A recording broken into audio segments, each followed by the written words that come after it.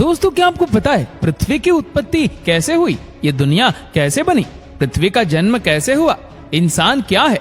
कैसे वह पृथ्वी पर आया? उसका इतिहास क्या है? क्या वास्तव में बंदर था आज का इंसान? तो सोचिए, कैसे बना होगा परिवार? कैसे बना ये समाज और वर्ग और जातियां? कौन थे हमारे पूर्वज? क्या करते थे वो? और हम इंसानों में कहां से आई बल और बुद्धि? दोस्तों, क्या आपने कभी सोचा है कि हम मनुष्य धरती पर कैसे आए? क्या आप जानते कि मानव इतिहास आज से लाखों साल पुराना है? जी हाँ दोस्तों, लाखों साल पहले धरती पर आज जैसा कुछ भी नहीं था। लेकिन दोस्तों, लाखों साल पहले जब जीव जंतु और वनस्पति के बाद मनुष्य का सर्जन हुआ तो हालात ऐसे बिल्कुल भी नहीं थे। दोस्तों, आज से करीब 35 लाख साल पहले ऐसे लोग धरती पर आए जो बंदरों से थोड़ा हटकर 2 पैरों पर चलते थे। इसी के साथ ही धरती पर परिवर्तन होता चला गया और आज से करीब 25 लाख साल पहले ऐसी प्रजाति धरती पर आई जो पत्थरों से हथियार बनाती थी और उस औजार से वो जंगली जानवरों का शिकार कर उसके मांस का सेवन करती थी। उसके बाद खोज हुई आग की और यहीं से सिलसिला शुरू हुआ शोध और आविष्कारों का। दोस्तों, आज से करीब 6.5 करोड़ साल पहले इस धरती पर राज करते थे डायनासोर।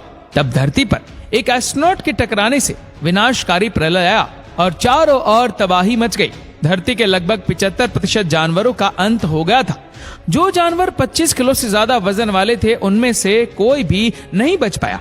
धरती का तापमान बहुत ज्यादा बढ़ गया था और धूल के बादलों की वजह से बहुत सारा अंधेरा धरती पर छाया रहता था।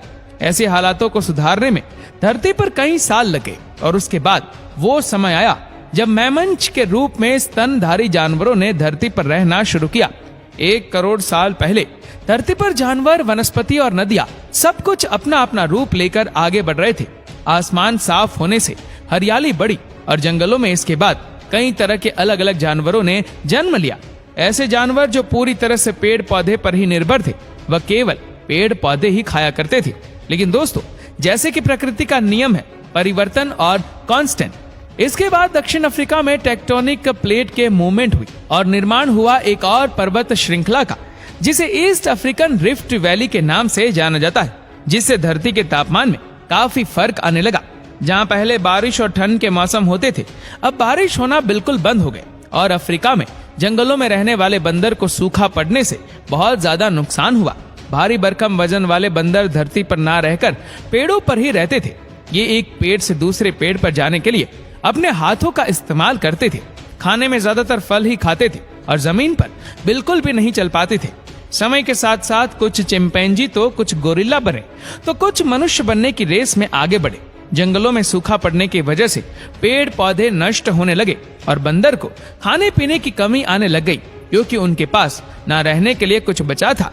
कुछ सालों बाद समय और हालात के साथ समझौता करते हुए एक और प्रजाति ने जन्म लिया, जिन्होंने धरती पर चलना शुरू किया, क्योंकि दोस्तों इन्हें अपने खाने के लिए कुछ न कुछ तोड़ कर लाना ही पड़ता था। फिर 23 लाख साल पहले जन्म लिया होमो हैबिलिस ने। इनके जन्म के बाद काफी कुछ बदल गया। इन्होंने पत्थर से नए हथियार बनाए और उन हथियारों का इस्तेमाल करना शुरू किया। हथियार बनाना कोई आसान काम नहीं था। भारी पत्थरों से औजार बनाते बनाते इनकी उंगलियों की बनावट भी बदल गई और वो पहले के मुकाबले और भी मजबूत हो गए थे। हजारों साल तक यूं ही इनमें विकास होता चला गया और इसके बाद जो प्रजाति धरती पर आई वो थी होमो इरेक्ट्स, जो ज्यादातर एक साथ समूह में रहकर दूसरे जानवरों का शिकार करते थे। इन्होंने ही मिलकर आग का आविष्कार किया था। आग का आविष्कार दोस्तों दूसरे जानवरों से बचने के लिए और मांस को पकाकर खाने के लिए करने लगे थे। आग पर पकाकर खाने से मांस काफी नरम हो जाता था, जिससे दोस्तों उन्हें खाने में और पचाने में काफी आसानी होने लग गई।